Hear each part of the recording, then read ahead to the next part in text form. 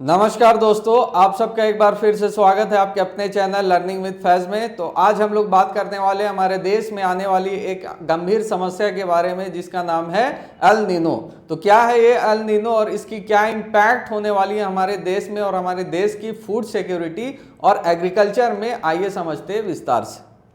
Basically El Nino एक event है जो होती है पैसिफिक ओशन में, ठीक है, जिसमें वहाँ का जो गर्म पानी है, पैसिफिक ओशन की जो गर्म पानी है, वो अपने यूजुअल डायरेक्शन में ना जाके उसके ऑपोजिट डायरेक्शन में फ्लो होनी स्टार्ट हो जाती है।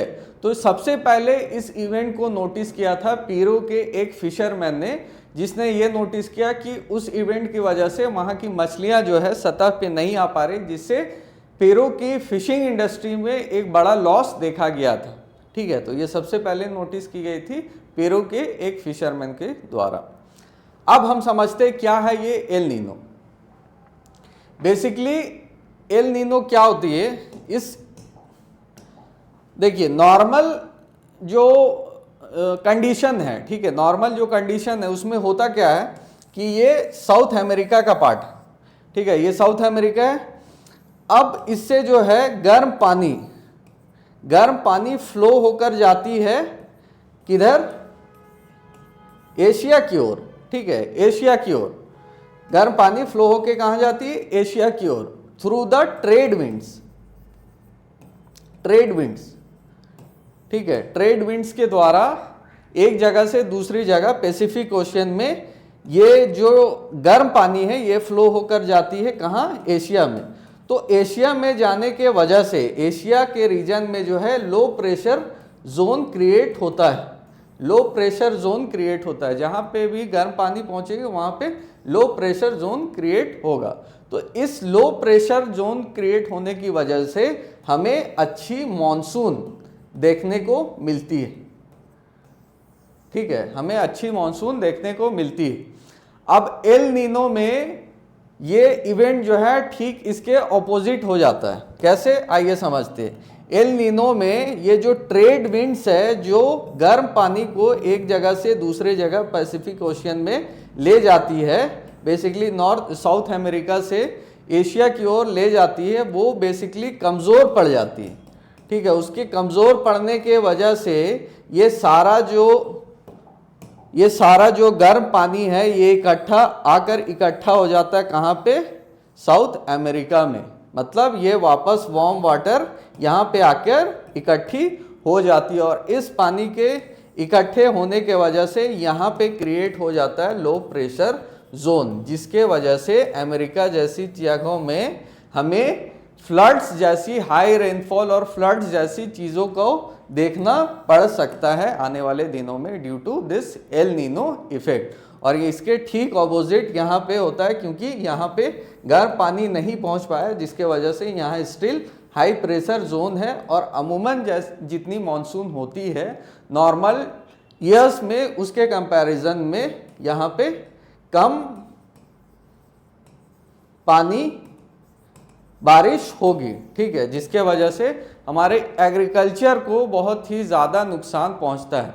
जैसा कि आप लोग जानते हैं कि हमारे देश की सबसे बड़ी जो एग्रीकल्चर इंडस्ट्री है वो लार्जली डिपेंडेंट है किस पे, मानसून पे, मानसून की पानी में। मतलब बारिश अगर सही नहीं हुई तो इसका सीधा साधा इम्पैक्ट पहुंचेगा हमारे एग्रीकल्चर में, और अगर एग्रीकल्चर में हमारा इम्पैक्ट पहुंचा तो इसका सीधा साधा इम्पैक्ट पहुंचेगा किसमें, हमारे देश की फूड सिक्योरिटी में, ठीक है। तो ये एक बड़ी गंभीर समस्या है कि अगर बारिश कम होती या फिर सूखा जैसा सिचुएशन क्रिएट होता है तो उससे एग्रीकल्चर में बहुत ही बड़ी इम्पैक्ट पहुंचने वाली है, ठीक है। तो ये मैंने पूरा एक्सप्लेन कर दिया आपको कि क्या है ये एल नीनो इफेक्ट और इसका क्या इम्पैक्ट हो सकता है हमारे देश में, ठीक है। हमारे देश में एक्सट्रीम हीट, गर्मी बहुत ज़्यादा बढ़ेगी, सूखा आएगा। अमेरिका में क्या हो सकता है, हेवी रेनफॉल, फ्लड। ऑस्ट्रेलिया में क्या देखी जा सकती है, वाइल्ड फायर, ठीक है, वाइल्ड फायर, ब्रश फायर्स। तो इस तरह की चीज़ें वहाँ पे देखी जा सकती है। वाह, तो मैंने ये सारा चीज डिस्क्राइब कर दिया आपको एक जगह पे कि ये बेसिकली क्या है। बेसिकली ये ट्रेड विंड्स गर्म पानी को एक जगह से दूसरी जगह ले जाती है with in the Pacific ocean. Basically south America से एशिया की ओर ले जाती है नॉर्मल टाइम्स में। अब इस सिचुएशन में क्या